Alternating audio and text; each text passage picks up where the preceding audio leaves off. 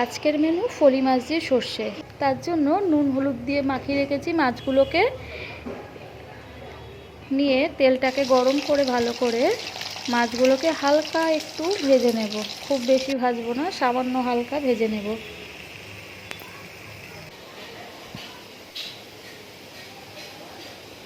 এইভাবে হালকা করে ভেজে নেব।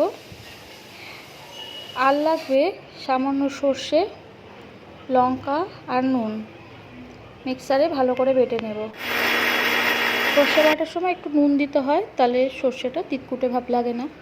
আর সর্ষে বাটার সময় আগে জল না দিয়ে বেটে নেব, তারপর কিছুক্ষণ পর জল দেব, তাতে সর্ষেটা ভালো করে মিহি হয়ে বাটে। এইভাবে বেটে নিয়েছি, খুব একটা বেশি জল দিইনি। একটু বেশি করে পেঁয়াজ নিয়েছি, পেঁয়াজগুলোকে ভালো করে কুচি করে কেটে নিয়েছি, আর কিছু লঙ্কা চিড়ে নিয়েছি। মাছ ভাজা তেলেই দিয়ে দিলাম কালো জিরে। কালো জিরেটা দেওয়া হয়ে যাওয়ার পরে দিয়ে দিলাম পেঁয়াজ কুচি আর লঙ্কা চেরাগুলো। কিছুক্ষণ ভেজে নেব পেঁয়াজটা। খুব বেশি ভাজবো না, সামান্য একটু ভাজবো। 1 থেকে 2 মিনিটই ভাজবো পেঁয়াজগুলো।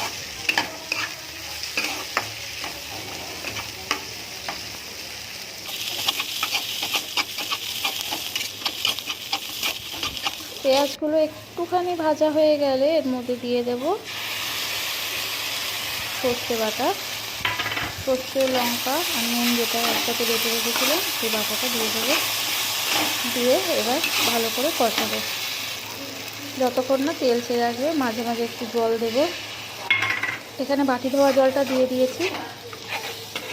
এবার আঁচ বাড়িয়ে ভালো করে কষাবো। নিয়ে একটু নুন দিয়ে দেব। আগে যেহেতু নুন দিয়েছি তাই একটু নুনটা কমে দিলাম। এখন হলুদ দেব। হলুদটাও কমই দিয়েছি।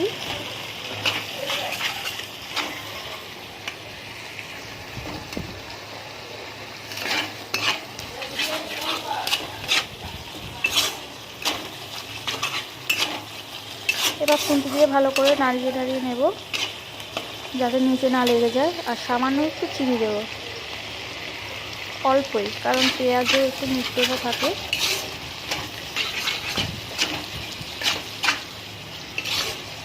খুন্তি দিয়ে নাড়াতে থাকবো, নাহলে এটা নিচে লেগে যাবে।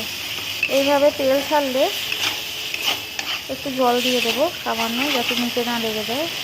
এইভাবে তেল ছাড়লে এর মধ্যে দিয়ে দেব জল। যতটা পরিমাণে ঝোল রাখবো সেই অনুযায়ী জল দেবো, কিন্তু একদম ঝোল ঝোল রাখবো না, তাহলে ভালো লাগবে না খেতে। আমি এখানে 2 বাটি জল দিয়েছি।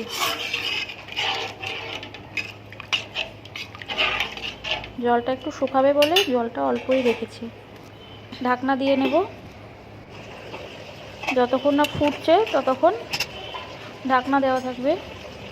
ঝোলটা ফুটে আসলে মাছগুলোকে দিয়ে দেব। সব কটা মাছ দিয়ে আবারও ঢাকনা দিয়ে রাখবো যতক্ষণ না মাছটা সেদ্ধ হচ্ছে।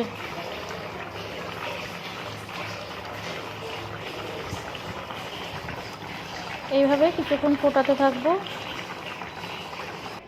ফোটানোর পর কালারটা এরকম আসবে। এবার ওপর দিয়ে সর্ষের তেল দিয়ে পরিবেশন করব।